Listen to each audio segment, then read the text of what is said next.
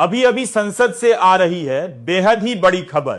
देश की राजनीति में एक बहुत बड़ा भूचाल आ चुका है।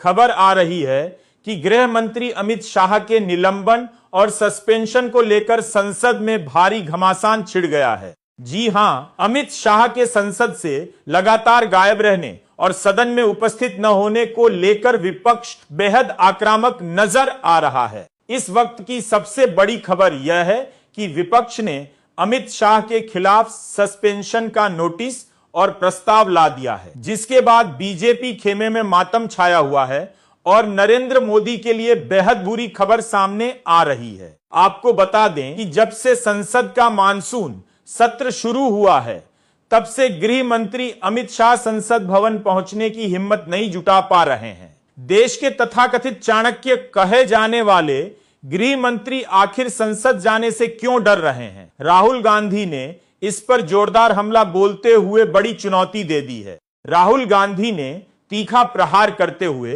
कहा कि देश के बहादुर गृह मंत्री आखिर सदन में क्यों नहीं आ रहे? संसद के दैनिक कार्यसूची में अमित शाह का नाम हर दिन शामिल रहता है।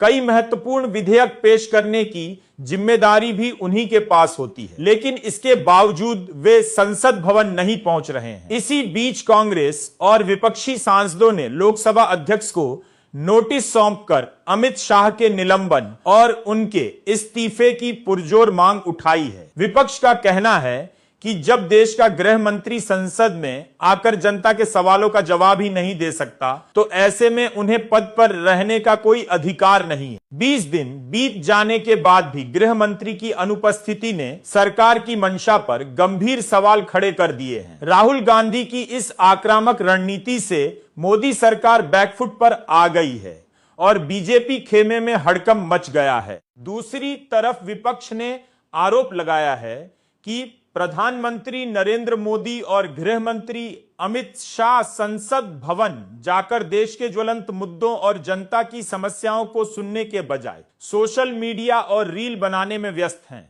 संसद चलाने पर देश के करदाताओं का करोड़ों रुपया खर्च होता है, लेकिन सरकार को इसकी कोई चिंता नहीं है। विपक्ष का दावा है कि मानसून सत्र के अंतिम दिनों में सरकार चोरी छिपे और बिना बहस के कई विवादित बिल जैसे एफसीआरए और परिसीमन से जुड़े विधेयक पास कराने की फिराक में है। लेकिन इस बार विपक्षी सांसदों ने संसद में पूरी तरह मोर्चा संभाल लिया है। विपक्ष का स्पष्ट कहना है कि जब तक गृह मंत्री संसद में आकर जवाब नहीं देते और देश से माफी नहीं मांगते, तब तक यह विरोध